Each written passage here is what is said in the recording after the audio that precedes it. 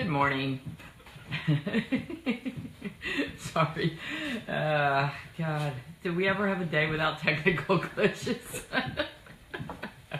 Good morning, Michelle. I hope your family's doing better. I know it's been a rough month for you. Okay, and we've got people from South Africa. Hey, Mike, how you doing? Hope Hunter's feeling well today. It's good to see you guys yesterday. Hunter was one of my little Cavalier patients yesterday. I had quite a few Cavaliers yesterday. 3, I think. That's pretty good. And then I also had a visit from puppies and kitties, exactly. I had a visit from Michelle at Monkey's house. She brought 4 of the inmates with her, including, let's see, we have I think his name's Pumpkin, a little Pomeranian who has a heart-based tumor that obviously can't be removed because it's on his right atrium, and we think it's probably a hemangiosarcoma, and it behaves like a hemangiosarcoma. This is Eggplant, who came to visit today, by the way, our kitty. And the heart-based tumor bleeds once in a while, and we know when we're having a bleeding problem because the gums get very pale, the respiration gets shallow, and the dog literally just passes out and becomes very limp for about 6 to 8 hours. And so what we do is we give something called the Hugh's playing Spaniel roulette. We give something called Yunnan Baiyao, which is a Chinese herb, and it has an emergency pill in it for bleeding, and it helps clot. And so Michelle has saved up a bunch of those little emergency pills. They're in every package of Yunnan Baiyao. The packages usually come with 16 capsules in them. We use them for anything that's bleeding. So there's another Monkey's House dog that's coming in today that has a big bleeding mass on her gums. Looks like a fairly aggressive tumor, and it does break open and bleed. Michelle sends me pictures every day of her spattered bathroom walls. Looks like something from a horror movie. And so we're going to take that tumor off today, but when the dog does have a bleed, she puts the Yunnan powder right on there and then also gives the pills. So Little Pumpkin was just coming in to have things checked out and see how things were going, and heart still sounds pretty good. We've got a low-grade murmur, actually. And the dog's eating and playing, and so in between episodes, things are pretty good. So at Monkey's house, we choose to, they're truly in hospice care. So that means we keep them comfortable, we allow them to die with dignity, we will not let any dogs suffer. And we had a discussion about that yesterday. You know, when is it considered suffering to the point where you do need to intervene? And I think there are we came up with 3 scenarios where we would say you absolutely have to intervene. One of those is if the pet is in respiratory distress. I don't know if any of you have asthma or have ever had a time where you can't get your breath. It is probably the scariest, worst feeling in the world. Where you're just not getting oxygen, and if you've ever choked on something that you were eating and you just can't breathe, it's a really, really horrible feeling. And at the time, it was too painful for me, and so I didn't really share the very end of our journey with Myra with you guys. Well, I probably shouldn't even go here, and you can see how much this still affects Hugh and I, but she had lymphoma of the bowel, for those of you who aren't aware, and what really got us and caused the final decision that had to be made and really forced our hand was that Myra was having respiratory difficulty. We had the tracheotomy done. She actually underwent the procedure twice, for a temporary and then a permanent, and she was breathing fine with that. But her lungs started to fill with fluid the last night that she was with us. And she was so weak, and there was absolutely nothing I could do. Nothing was working anymore. And she was really, really struggling to breathe. And so about 4 o'clock in the morning, we made the decision that we needed to help her across the bridge. we needed to help her cross the bridge. And so I went to the office and got all the things that I needed and brought them home so that, she didn't have to go to the office, and that we could allow her to be with us in her final moments in our bed at home. It's hard to find veterinarians who will do that for you. I understand that. I actually don't do that for clients because it's too hard on me mentally, and I have to protect myself. So I apologize to all of you that I can't do that. But I had to do it for Myra and for us. And I brought home propofol, which is an anesthetic drug. And I put in an IV catheter with Hugh holding her, and I gave her the sedative. And I said to myself, okay, if she is more comfortable and, she's breathing better when I get her sedated, then I'll just keep her sedated for a little bit, and I'll give us a few final minutes with her, just holding her and allowing it to be peaceful. And the sad thing is that when I gave her the propofol, her breathing actually became worse. And she was really, really struggling. And I literally could not give the euthanasia solution fast enough. I needed to stop the suffering. So respiratory distress is one time when I don't care if we believe in natural death. I don't care if we want everything to, nature to take its course. That is a time when you absolutely need to do the kindest thing, and you need to step in. So I'm sorry to, at the end we're going to play puppies and kittens and we're going to laugh again.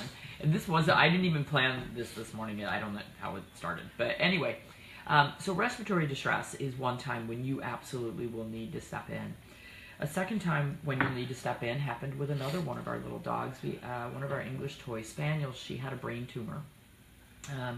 She had gone through a lot of surgery. She had been at the University of Pennsylvania in ICU for 11 days after having a large section of bowel removed.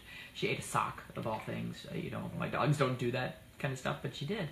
And she ended up in ICU for 11 days. She recovered from that. She did great from that. She did develop glaucoma and blindness after that whole procedure, but that didn't slow her down a bit. Jazzy, Hugh lost it. Sorry. But little Jazzy, she was the feistiest man. If I come back, I want to be that dog, because she was in a puppy mill in a breeding facility in Oklahoma for 8 years. And she came out of there tough as nails. These puppy mill dogs, they come out one of two ways. They're either kind of beaten down and just, so sad and introverted, or they come out, they're the one who runs the jail. And little Jazzy, man, she just, I'm in charge. And she was so funny. So she recovered. She was blind. She didn't care. Hugh learned to be her seeing eye person. He was pretty funny the way he would walk her. They'd get to a curb and he'd give a little tug up on the leash and she would step up, and he would stop and she would stop, and it was just, they were so cute together. But Jazzy did develop a brain tumor, and she had it for at least a year before it really caused problems for her. And then one night she started to seizure. Same thing. It was like 9 o'clock at night, and Hugh and I had her in bed between us, and I put an IV catheter in her at home. This is one of those things where, I am really lucky that I can do these things at home, but I put an IV catheter in, and I started giving her IV Valium. And so for the first seizure, she kind of calmed down. And then a few minutes later, she had another seizure. The Valium worked pretty well. And it is always at night, no kidding. And so this went on for a couple of hours, and then the seizures were just uncontrollable. I mean, I'd probably given her, I kind of figured, well, if she's going to die from, dying from Valium overdose is not the worst thing in the world because you're sleeping. But I thought, well, better to be sedated to death than to seizure to death. And we got to the point where it just wasn't working, and it didn't matter how much Valium I gave her. So around midnight, Hugh and I packed up. I said, honey, we have no choice. So we both packed up and packed up Jazzy.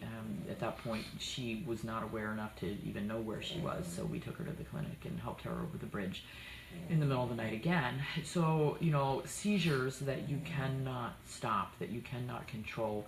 At that point, Jazzy was probably 13, and we knew we had a brain tumor, and we knew we had an end-of-life situation that wasn't going to get better.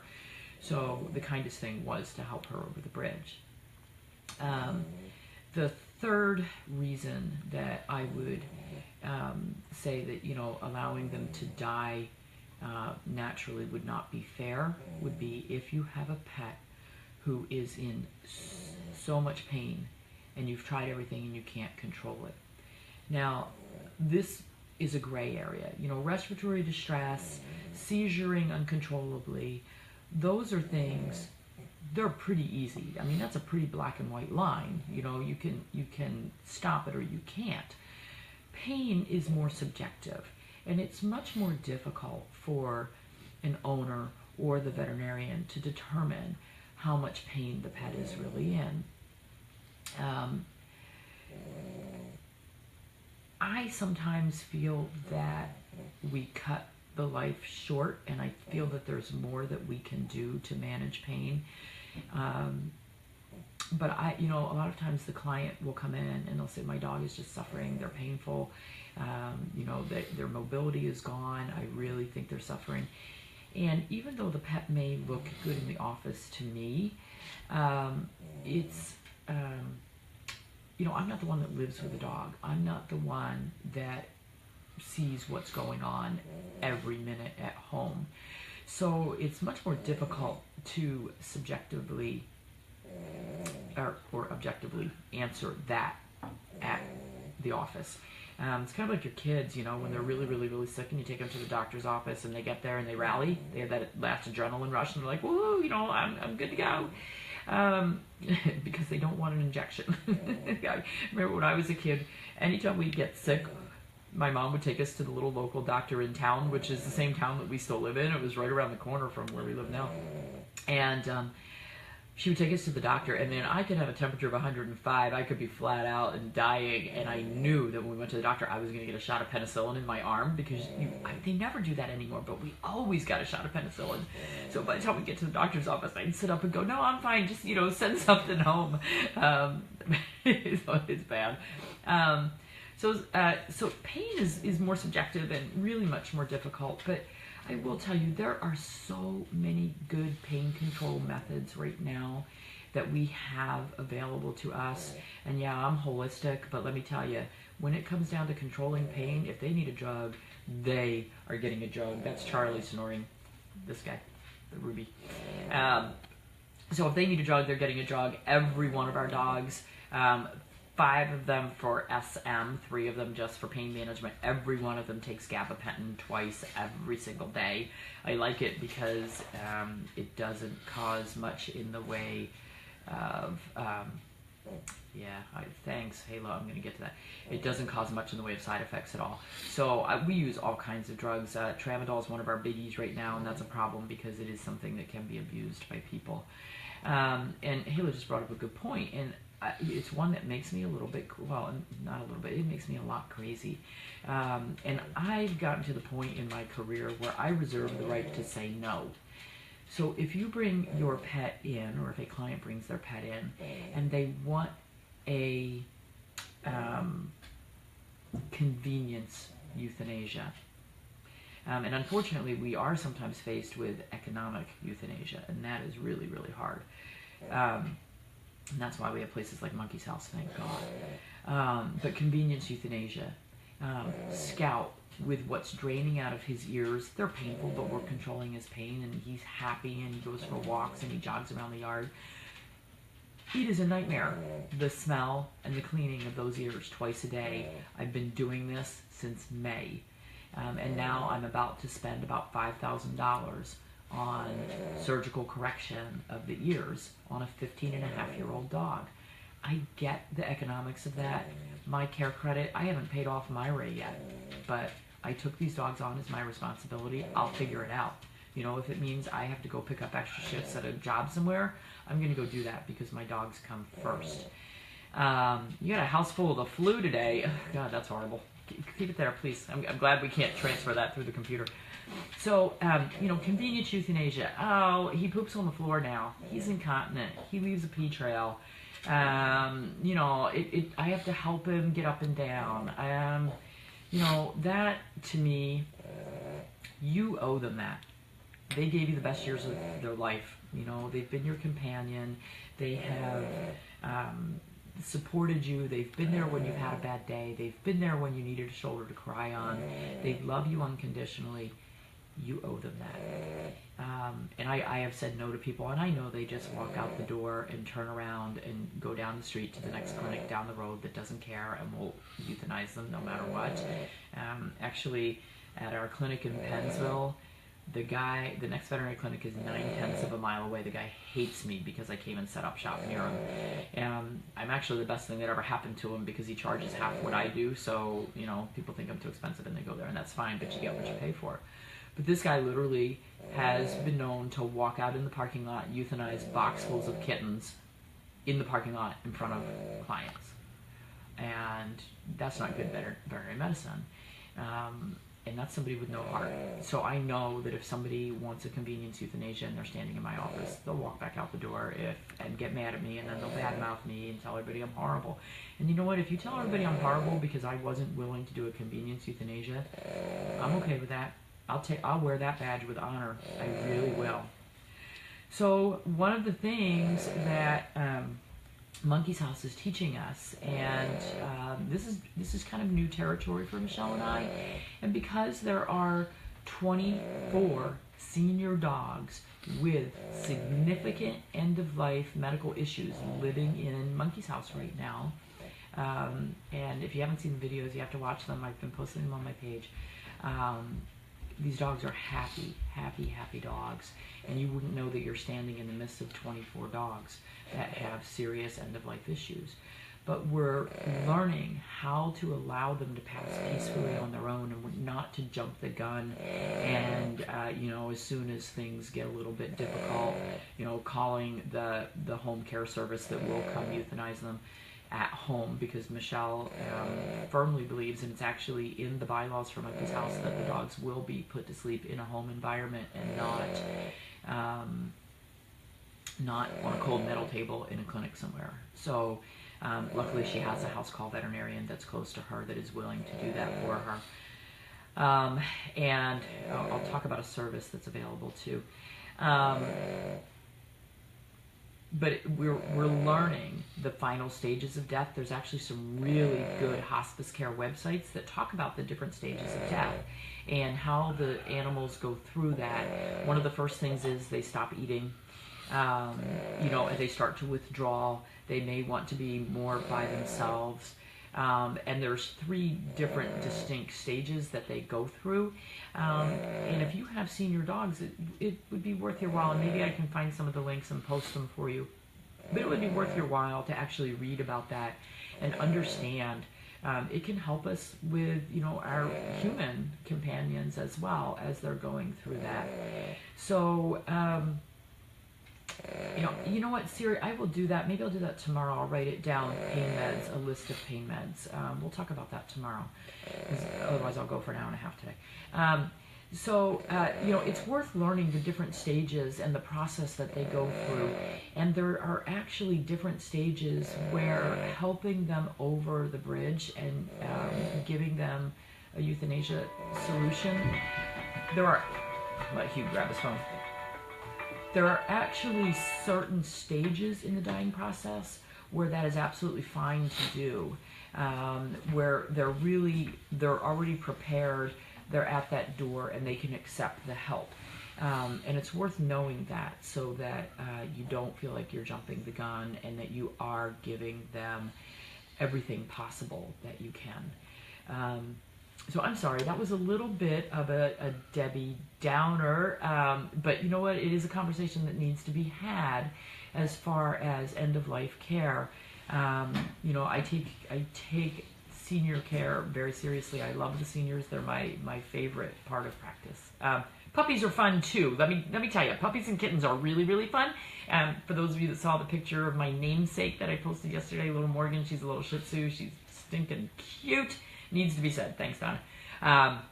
So anyway, yeah, and I think we don't talk about it enough. I think sometimes we shy away from it, and you know, it's like, oh, that, you know, we don't want to talk about that. You know, it's like, it's in my book, but there's a story about my grandmother when she was diagnosed with cancer, and then her husband years later was diagnosed with cancer, but we weren't ever allowed to say the word cancer. Like, that was just not allowed. So, you know, this is one of those where death and dying, you know, it's a subject that, you know, you're not supposed to talk about politics and religion and death. So don't talk about those topics at the dinner table. Okay, we're going to have some puppies and kittens. I got a lot of surgery today. I know we've got 4 dogs for dentals. We got a bunch of tumors to take off and people to make happy. So everybody have a great day. Go hug your puppies. Tell them how much you love them. Or your kitties. Have fun with them. If you have seniors, go give them a massage, make them feel better. Talk to you tomorrow.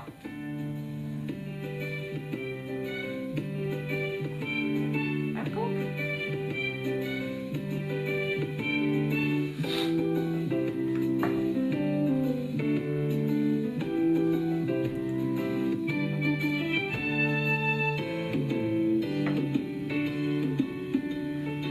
You're quite welcome, all of you. Love you all.